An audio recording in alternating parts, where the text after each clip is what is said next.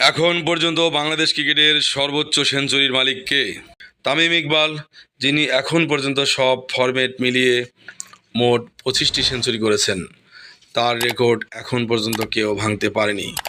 ওয়ানডেতে তার সেঞ্চুরির সংখ্যা 14টি এবং টেস্টে 10টি ও টি-20তে 1টি। মোট 25টি সেঞ্চুরি রেকর্ড নিয়ে তিনি এগিয়ে রয়েছেন।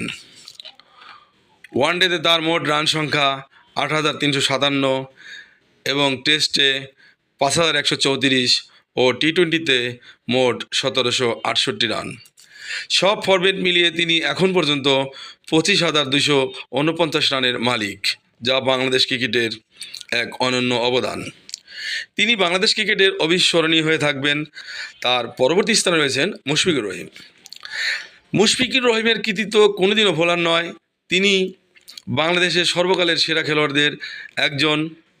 তার সর্বমোট সেঞ্চুরির সংখ্যা 20টি এবং ডাবল সেঞ্চুরি 3টি। ওয়ানডেতে 9টি এবং টেস্টে 3টি ডাবল সেঞ্চুরির পাশাপাশি 11টি সেঞ্চুরি করেছেন।